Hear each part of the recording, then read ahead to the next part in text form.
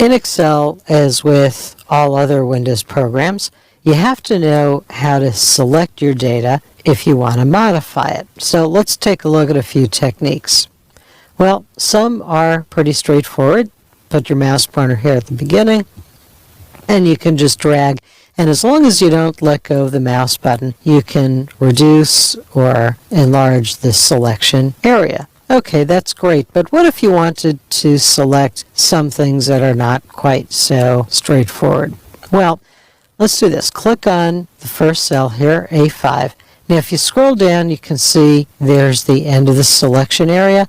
Well, it can be kind of hard to try to drag to select that because Excel starts doing that, and it can scroll much faster than you can select. So I'm just going to press Control Home. So here's an easier way to do that. Click the first cell, scroll down. I'm just going to use the roller wheel on the mouse. Put your mouse pointer on the last cell there, and before you click, hold the Shift key down. So if you Shift click, now you can select that entire area. And you could go in reverse too. Just click to deselect. Click the last cell, go up here and Shift click the first one. Now, let's say if you know where you want to select to. So, for example, this cell here we know is cell G28. Let's click over here and now click up on that name box. Now, if you simply type G28 and press enter, your cursor goes to G28. Well, that's great, but if you click there and click in the name box, type G28 and press Shift Enter, now you can select that entire area. So if you want to select large areas of cells, I think that's a pretty good way to do it.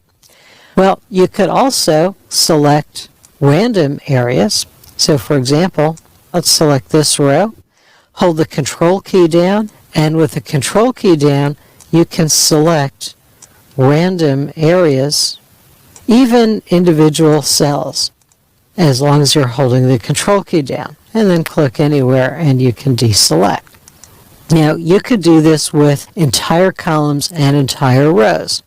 So, for example, you can click the header for column B, and if you hold the Control key down, you can click headers for other columns and select other columns. Why would you want to do this? Well, maybe you want to make them bold, so you hit the bold button. Or maybe you want to make them italic or some other formatting.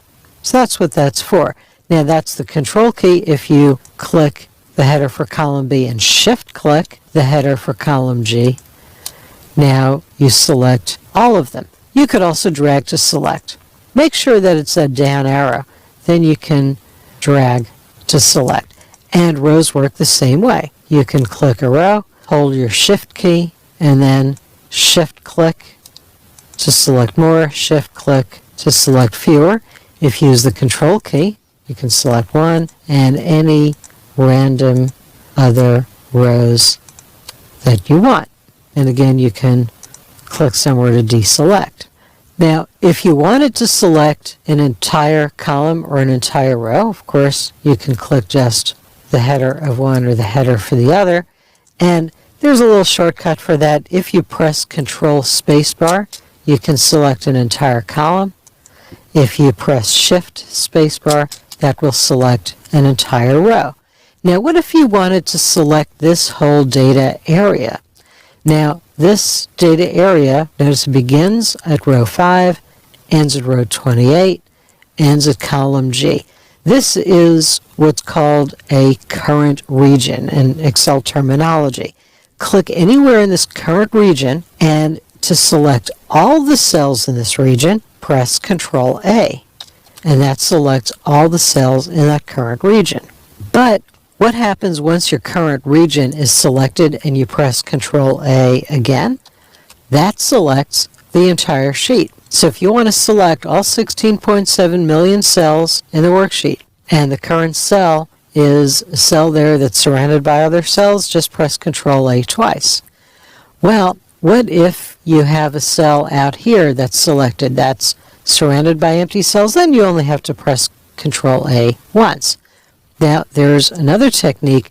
Over here in the upper left corner where the columns and rows meet is this little gray box, click that, and that always selects all of the cells in the worksheet, not just a current area. And again, why would you want to do that? Well, maybe you want to change the font. Now I'll click the font selection here, and I'll choose something else. Now I've changed the font of all of the cells, including cells that I haven't typed in yet.